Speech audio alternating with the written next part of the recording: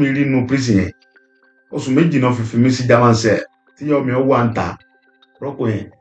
máa wà ń ta láti àárọ̀ bí aago méje di alẹ́ wọn ò ní jẹ́ kó fojú kàn mí a máa sunkún sí wọn lọ́rùn a máa bẹ̀ wọ́n agbóúnjẹ wa wọn ò ní gbé fún mi ó sunkún àtọmọ mi àbíkẹ́yìn mi ó gbé yẹn lọ́wọ́ wa ìyẹn máa sunkún wọn dá lóhùn oṣù méjì ni mo wà ní German cell. ṣó yẹ kí ìyà tó jẹ olóyè Sunday Igboho ṣá ní German cell nílùú Benin Republic nítorí ọ̀rọ̀ Yorùbá nation nítorí struggle ilẹ̀ Yorùbá wípé kí Yorùbá lè bọ́ lọ́wọ́ àwọn agbénipa àwọn ajínigbé àwọn tó fẹ́ balẹ̀ Yorùbá jẹ́ àwọn Fúlàní dáràndáràn ṣó yẹ kí gbogbo wàhálà yẹn kó padà já sásán ṣó yẹ kí gbogbo ìyà tí wọ́n jẹ lórí àwọn tó fẹ́ gbalẹ̀ Yorùbá lọ́wọ́ bàbá wọn lọ́wọ́ Yorùbá pé ṣé ó yẹ kí gbogbo ìyà náà kó padà já sásán ọ̀rọ̀ Yorùbá nation yìí náà ni ó fà á o tí olóyè Sunday Igboho ṣàfilú sí màmá wọn bẹ́ẹ̀ ni síbẹ̀síbẹ̀ olóyè Adéyẹmọ ti wá bẹ̀ gbogbo ọmọ Yorùbá pátápátá fún ìdáríjì pé ẹ má bínú o bóyá in the course of this struggle bóyá ó láwọn kan tá a ti ṣẹ̀ bí ẹ̀yin kábíyèsí ẹ̀yin gómìnà ẹ má bínú o bàbá májàsọ́lá wá rọ gbogbo olórí nílẹ̀ Yorùbá pé gbogbo àwọn gómìnà kábíyèsí gbogbo ọmọ Yorùbá pátápátá pé ẹ wò ẹjá sowọ́pọ̀ o ẹ jẹ́ ká àlàáfíà jọba nílẹ̀ Yorùbá o kí wọ́n má bàa gbalẹ̀ wa lọ́wọ́ wa o pàápàá ká lè rí i pé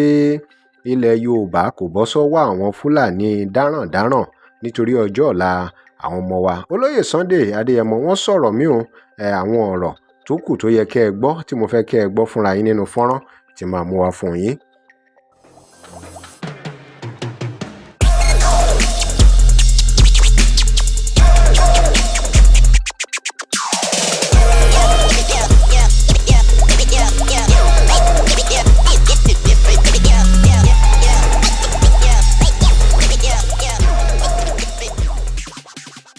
Welcome to DIGINAIJA. Remember to like, share and follow us. Ẹ jẹ́ ká gbọ́ bí olóyè Sunday Igboho ṣe fi ẹ̀bẹ̀ ránṣẹ́ sí gbogbo ọmọ Yorùbá àti kábíyèsí àti gómìnà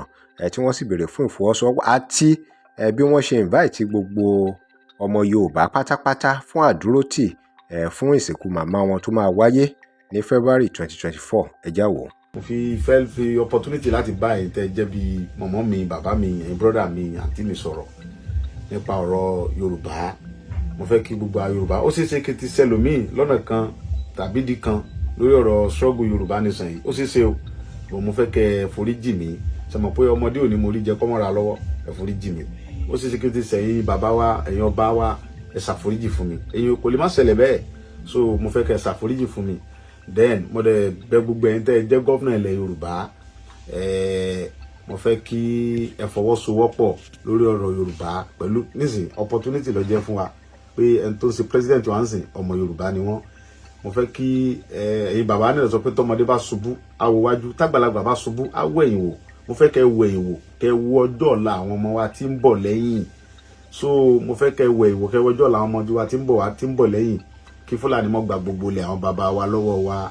Ọ̀rọ̀ ìbẹ̀rẹ̀ o àti invitation láti ọ̀dọ̀ olóyè Sunday Igboho ṣá. ká mọ̀ jí wọn gbé ká mọ̀ pa wọn ká mọ̀ lé wọn kó lórí property wọn à lè ṣe bẹ́ẹ̀ o àwọn Fúlàní yìí ní àyà wọ́n ń wá sórí ilẹ̀ wa wọ́n ń pa wá wọ́n ń jí àwọn bàbá wa gbé jáwọn àti wa gbé wọ́n ń gbowó yebèrèbè lọ́wọ́ wọn wọ́n ń ba dúkìá wa jẹ́ ẹjọ́ ẹ̀yin bàbá mi ẹ̀yin mọ̀mọ́ mi mo bẹ̀ yín ni o kì í sọ̀rọ̀ jà kì í sọ̀rọ̀ kí mo fẹ́ kẹ́ jẹ́ ká fọwọ́sowọ́pọ̀ so gbogbo nǹkan tó ń bàjẹ́ nípa tèmi gbogbo dúkìá tó ń ṣe bí wọ́n ṣe lé mi kó lù kò bà mí nínú jẹ́ tí báyìí pé ti àwọn tó kú brọ́dà mi bùrábàtà ọ̀rẹ́ mi àdògán àti ti mọ́mì mi tó kú tí mi sí mẹ́ngbà tó kú ìyẹn ló jẹ́ nǹkan tó dùn mí nínú ọkàn mi gbogbo property tó bàjẹ́ yẹn mi ò mú wá sílé ayé so mi dẹ̀ ní mú lọ tí n bá kú torí àti gbọ́ pé bàbá olówó kẹ́ kú ìgbà tó kú ó wá mú gbogbo property rẹ̀ lọ kò possible so mo kàn rọ̀ wá ẹ jẹ́ ká fọwọ́sowọ́pọ̀ ká mọ̀ jẹ́ kí Fúlàní ó gba ilẹ̀ bàbá wa lọ́wọ́ wa o ó ṣe pàtàkì gidigidi gan ó ṣe é ṣe kí n ti ṣe ọ̀pọ̀lọpọ̀ ẹ̀yin tẹ́ jẹ́ bí gómìnà wa nílẹ̀ Yorùbá ní ìdí kan tàbí méjì mo bẹ̀ yín ẹ foríjì mi bí mo ṣe mọ̀ ọ́ ṣe ọ̀nà tí mo gbé gbà tèmi mọ̀ tí mo rò pé mo lè gbé gbà ni mo gbé gbà yẹn bọ̀ gbogbo ọ̀nà yóò tẹ́yìn náà bá mọ̀ pé ẹ lè fi gbé gbà láti fi fọwọ́sowọ́pọ̀ pẹ̀lú wa ká lè gba ilẹ̀ wa lọ́wọ́ àwọn Fúlàní ó ṣe pàtàkì ẹ jọ̀ọ́ mo bẹ̀ yín ni ẹ dáríjì mi tí n bá ṣẹ̀ yín mo ń fi àsìkò yìí mo fi ń rọ gbogbo ẹ̀yin ọmọ Yorùbá káàkiri àgbáyé mo fẹ́ kẹ́ fọwọ́sowọ́pọ̀ láti tì mí lẹ́yìn láti sin mọ́mì mi torí láti ìgbà tán ti kú yẹn ó wà nínú mọ́ṣúárì so mo fẹ́ bò wọ́n mọ́lẹ̀ ní February 22, 23, 2024 ọdún tó ọ̀rọ̀ ìbẹ̀rẹ̀ o àti invitation láti ọ̀dọ̀ olóyè Sunday Igboho Oòṣà. kẹsàdó ti fún mi ọmọ rírì ọgbẹ̀yìn yìí náà so kò sí bá a ṣe lè ṣètò náà at least àsìkò ọlọ́run ká tún dára pé mi ní sí mẹ́mbà tí mo mèmí kú ni so bọ́lọ́run ṣe fẹ́ nìyẹn mo bẹ̀ yín mo rọ̀ yín so ẹ dákun. lórí ilẹ̀ bàbá wa àwọn tèmi ń fà nìyẹn mi ò nídìí political appointment kan tàbí ẹgbẹ́ oyè kankan lọ́dọ̀ ẹni kankan mi dẹ̀ nídìí owó kankan lọ́dọ̀ ẹni kankan tó kàn fi fún mi mi yọ sọ so ohun tèmi ń sọ ni pé kàn jẹ́ kálàáfíà wà fáwọn fámìlì wa lórí ilẹ̀ wa. òun nìyẹn o ọmọ Yorùbá àfi kẹ́ ẹ sowọ́pọ̀ o ẹ̀já sowọ́pọ̀ ká gbélẹ̀ Yorùbá lárugẹ o kọ́mọ Yorùbá má bàa dẹrú nílẹ̀ bàbá wọn nítorí ọjọ́ ọ̀la ni o kò ń ṣe nítorí èní nìkan o nítorí pé bí a bá jà lónìí tí a gbalẹ̀ wa fúnra wa ibo làwọn ọmọ wa fẹ́ wà lọ́jọ́ ọ̀la. Ẹ drop comment yín, remember to like, share and follow. Thanks for watching.